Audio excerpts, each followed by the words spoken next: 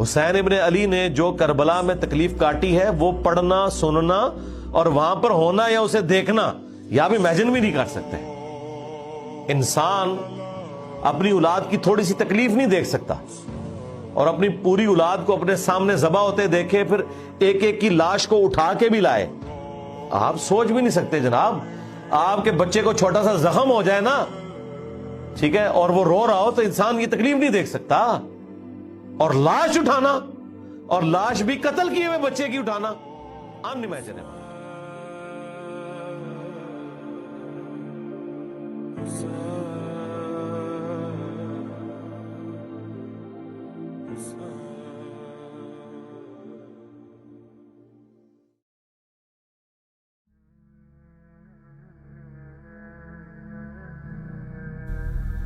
واقعہ کربلا اس سے ریلیٹڈ نہیں ہے کہ جی ان کے اوپر پانی بند ہو گیا، ان کے اوپر ظلم ہوا، کتنے بندے شہید ہوئے. یہ سیکنڈری چیز ہے.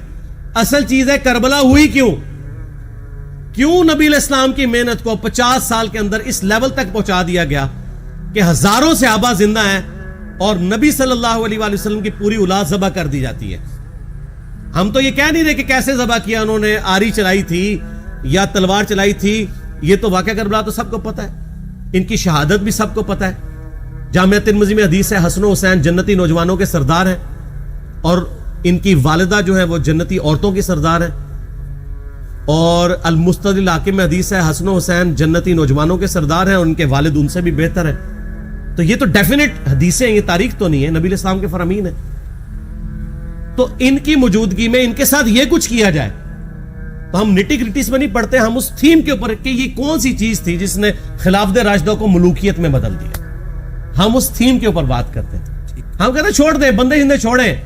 الٹیمیٹلی کیا نکلا ہے، کس کی وجہ سے ہوا ہے، وہ تو احادیث کی کتابوں میں موجود ہے. ہم کب کہہ رہے ہیں خفیہ کیمرے لگا گئے جی کس نے گولی پہلا تیر کس نے چلایا، یہ وہ. ہم تو بتا رہے کس کے دور حکومت میں ہوا اور ان کا اپنا کردار کیا تھا، اس کو کس طریقے سے لا کے تخت پہ بٹھایا گیا. وہ ساری کی ساری چیزیں تو سامنے ہیں. وہ تاریخ کی کتابیں نہیں ہیں، حدیث کی کتابیں ہیں. اگر آپ کہتے ہیں کہ بخاری مسلم سے ہم نے صرف رفع الیدین کی حدیثیں لینی ہیں یا ایمانیات کی حدیثیں لینی ہیں اور باقی جو بخاری اور مسلم میں آل امیہ کی بدماشیوں کو ننگا کیا گیا ہے وہ ہم نے نہیں لینی ہے، تو سر پھر آپ اپنے آپ کو کلیئر کٹ، پھر ہم آپ سے واقعہ کربلا نہیں ڈسکس کریں گے، حجیت حدیث میں بات کریں گے. آپ کو اپنے آپ کو منکرین حدیث کہنا پڑے گا. یہ آپ اسکروٹنگ کیسے کریں گے؟ اس سے بڑی بات مجھے یہ بتائیں کہ عظمت صحابہ بڑی چیز ہے یا عظمت محمد رسول اللہ صلی اللہ علیہ وآلہ وسلم؟ تو بریلوی یہی تو رونا رو رہے ہیں. وہ کہہ رہے ہیں جی قرآن میں تھوڑی آیات ہیں. آپ پھر مڑ مڑ کے پڑھتے ہیں قل انما انا بشر مثلکم، اس میں تو نبی علیہ السلام کی تنقیص ہو رہی ہے. تو ہم ان کو کیا کہتے ہیں کہ تنقیص مقصد نہیں، نعوذ باللہ، نہ ہو رہی ہے. آپ افضل البشر ہیں لیکن آپ کی سپیشیز بشر ہے. یہ ہم اپنا عقیدہ سمجھتے ہیں، وہ اس کو تنقیص شمار کرتے ہیں. تو پھر اس وقت آپ بھی بریلویوں کی بات مان کے تو یہ آیات پڑھنا چھوڑ دیا کریں. آپ کہتے ہیں نہیں آیات ہے کیوں نہ بیان کریں، تو ہم بھی کہتے ہیں احادیث ہے کیوں نہ بیان کریں. کہ صحیح بخاری میں حدیث ہے 2812 عمار کو ایک باغی جماعت قتل کرے گی، وہ جماعت دوزخ کی طرف بلا رہی ہوگی اور عمار ان کو اللہ اور جنت کی طرف بلا رہا ہوگا.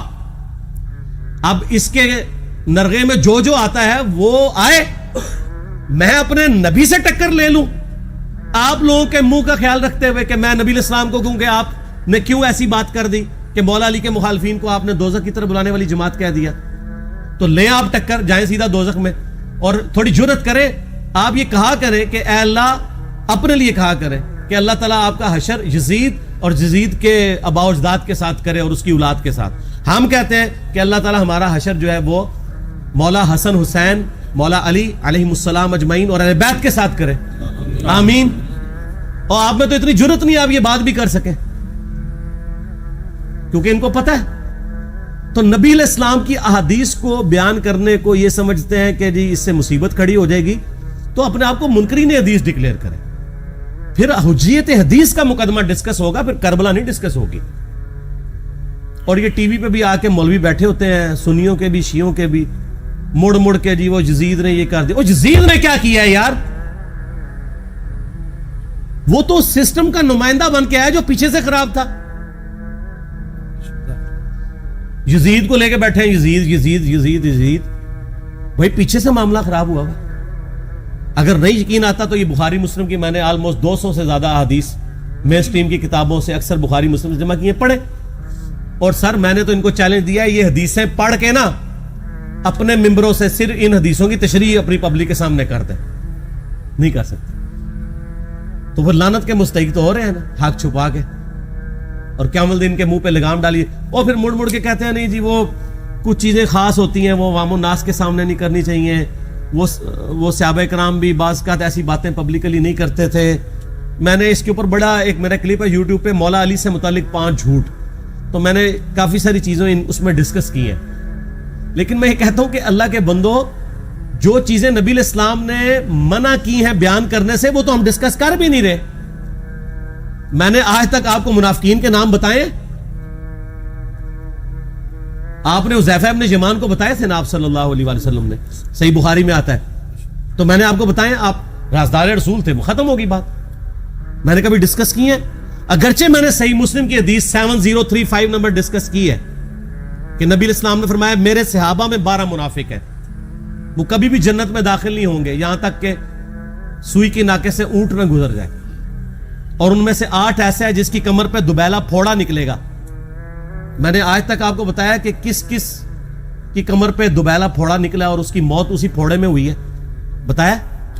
تو میں تو وہ چیزیں ڈسکس بھی نہیں کر رہا, میں وہ چیزیں ڈسکس کر رہا ہوں جو نبی علیہ السلام نے علامات النبوہ میں بتائی ہیں. یہ امام بخاری حدیث نبوت کی دلیل کے چیپٹر میں لے کے آئے ہیں, اور امام بہقی نے 3500 احادیث پر مشتمل ایک کتاب لکھی ہے دلائل النبوہ, کہ ہم نبی صلی اللہ علیہ وسلم کو نبی کیوں مانتے ہیں, اس کے اوپر. اور اس میں یہ ساری حدیثیں عمار بن یاسر کے قتل والی لے کے آئے ہیں, بتانے کے لیے کہ دیکھیں ہمارے نبی علیہ السلام کی نبوت کی دلیل ہے کہ آپ نے اپنی وفات کے آلموسٹ 30 سال کے بعد ہونے والے واقعے کو پہلے ہی بتا دیا. یہ حدیثیں چھپانے والی نہیں, بیان کرنے والی ہیں. علامات النبوہ کی حدیثیں آپ کہتے ہیں چھپائیں. اگر کوئی حدیث دنیا میں نہیں چھپائی جا سکتی نا تو علامات النبوہ والی حدیث ہے, کیونکہ وہ تو نبی صلی اللہ علیہ وسلم کی نبوت کو جسٹیفائی کرتی ہے. ورنہ میرا ایک معصومانہ سوال ہے کہ نبی صلی اللہ علیہ وسلم نے یہ باتیں کر کے ان کے زوم میں نعوذ باللہ امت کو مصیبت میں ڈال دیا. آپ نے خود ہی فرمایا کہ یہ ہوگا. کیوں فرمایا آپ نے؟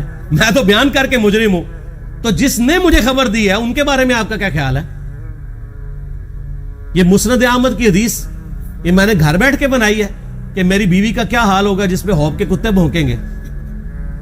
تو سیدہ عائشہ سے مجھ سے زیادہ نبی علیہ السلام کو محبت تھی, لیکن آپ اللہ کے پیغمبر تھے, آپ نے اپنے گھر کی خبر بھی نہیں چھپائی, بتا دی کہ یہ ہوگا. اور اس سے بڑھ کے آپ صحیح بخاری میں دیکھیں عمار بن یاسر کا خطبہ ہے. میں نے یہ سارا, پریشان نہیں ہونا, یہ ریسرچ پیپر میں سارا کچھ موجود ہے, اور کوئی چیز بھی ایسی نہیں جو اس میں سکپ ہو. صحیح بخاری میں خطبہ ہے کہ عمار بن یاسر کو مولا علی نے بھیجا کوفے میں.